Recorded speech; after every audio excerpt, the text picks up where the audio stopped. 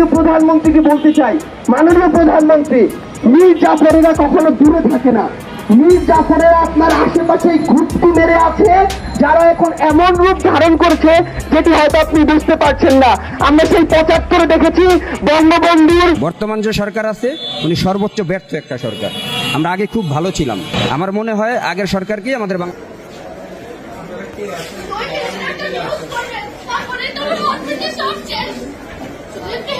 ধরনের ফ্যাসিবাদী উপকরণ মুছে ফেলার প্রত্যয় নিয়ে কাজ করতে পারছি। এই যে ডোনাল্ড ট্রাম্পকে জাতির পিতা বানিয়ে তারা ভাবছে ডোনাল্ড ট্রাম্প আবার তাদেরকে ক্ষমতায় এনে দেবে। কাউকে ৫০০ টাকা দিয়ে ১০০০ টাকা দিয়ে এই যে ট্রাক ভাড়া করে দিয়ে। আসসালামু আলাইকুম দর্শক, দেশ ও দেশের বাইরে থেকে যারা এই মুহূর্তে ভিডিও ওপেন করেছেন সবাইকে অসংখ্য অসংখ্য ধন্যবাদ। দর্শক, প্রথমেই শিরোনাম দেখেছেন, এখন দেখবেন বিস্তারিতের প্রথম অংশেই আপনারা দেখেছেন সার্জিস আলম সরকারের পক্ষে পোল্টি নিয়েছেন, এমন কিছু বক্তব্য তুলে ধরা হয়েছে এই ভিডিওর অংশে। এদিকে এক সমন্বয়কের স্ত্রী বর্তমানে সমন্বয়কে নিয়ে মেডিকেলে চিৎকার করছেন, এর মৃত্যুর দায়ভার কে নেবে? কেউ নিচ্ছেন না দায়ভার। এদিকে বাংলাদেশে বর্তমান তোড়জোড় এই সৃষ্টিকে কেন্দ্র করে যে সিস্টেমগুলো চালু হয়েছে, এতে সমন্বয়করা আন্দোলন না করা পর্যন্ত কোনো কিছুই সমাধান হচ্ছেন না। এদিকে সার্জিস আলম বলেছেন, সরকার যদি পাঁয়তারা করে তাহলে এই সরকারকেও টেনে হেঁচড়ে নামানো হবে, কেননা আমাদের কথার বিপক্ষে গেলে তাকে কোনো প্রকার ছাড় দেওয়া হবে না, সে যেই হোক না কেন। কিন্তু কেন এমন প্রশ্ন? অন্তর্বর্তীকালীন সরকারকে এই সমন্বয়করাই বসিয়েছেন, তাহলে আজকে কেন এমন? সাধারণ জনগণের প্রতিক্রিয়া আপনারা একটু শুনে আসুন, তাহলেই বুঝতে পারবেন। বর্তমান যে সরকার আছে উনি সর্বোচ্চ ব্যর্থ একটা সরকার। আমরা আগে খুব ভালো ছিলাম। আমার মনে হয় আগের সরকারকেই আমাদের বাংলাদেশে ফিরে আনা উচিত। এটা আসলে আমরা আবেগের বশে করছি। সমন্বয়ক ছাত্র আমাদেরকে ডাকছে, আমরা ভাবছি যে না, এই সরকারের পরিবর্তন আসলে হয়তোবা দেশটা ভালো থাকবে, নিত্য প্রয়োজনীয় জিনিসের দাম কমবে। আসলে এরকম কিছুই হয়নি বাংলাদেশে, এখন আরও জিনিসের দাম ঊর্ধ্বমুখী। আসলে আমরা এটা বুঝতে পারি নাই। সমন্বয়কদের নেতৃত্বে বাংলাদেশে আন্দোলন হয়েছে, কয়জন সমন্বয়ক একটা ইটের আঘাত খাইছে, সাধারণ ছাত্র মারা গেছে, গুলিবিদ্ধ হয়েছে, চোখ গেছে, হাত গেছে, পাও গেছে, তাদের চিকিৎসাটাও হইতেছে না।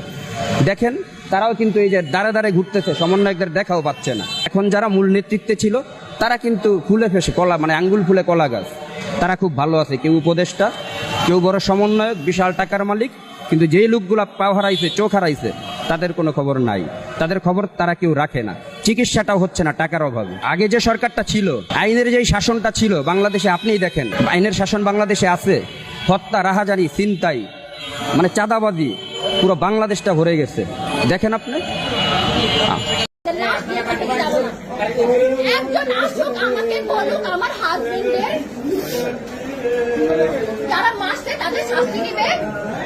আমি আমার হাজবেন্ডের লাশ নিয়ে যাবো। আমার হাজবেন্ড বেরোছে 2 ঘন্টাও হয় নাই ভাই। 1 ঘন্টার মাথায়, 1 ঘন্টা তো অবশ্যই এখানে আছে, যেখানে আছে 1 ঘন্টার মাথায় কেন ওকে মারবে? ও কি বাসা থেকে বের হতে পারবে না? বাসা কোথায় ছিল আপনার? আমার বাসা রায়েরবাগ, মোহাম্মদবাগ। উনি কোথায় গুলি করেছে? না, একদম না, বের করবেন না, একদম সাংবাদিক তো বের করবেন না আপনারা। বের করার মতো নাই আপনাদের, নাই। না ভাইয়া, একদম না, আসুক।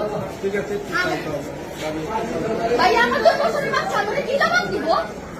2 বছর মাত্র, জন্মদিনটা গেছে।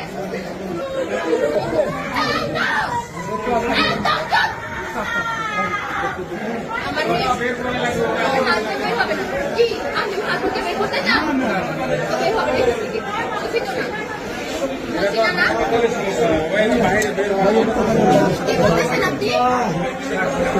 আপনার মেয়ে আছেন আমার বয়সে, আমার 22 বছর বয়স মাত্র।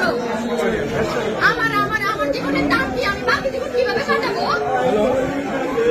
আমি কবে মারা যাবো তা তো কোনো ঠিক নাই।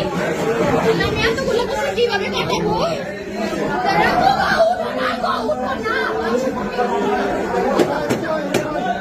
আমি বিধবা, আমার কি বিধবা হওয়ার বয়স হয়েছে বলেন? আমার মাত্র 22 বছর। কিভাবে আমাদের সাথে তুমি রাত্রে ঘুমাইবা না? বলো না, দাদা বোনকে তুমি তোমার ব্যাগকে বসে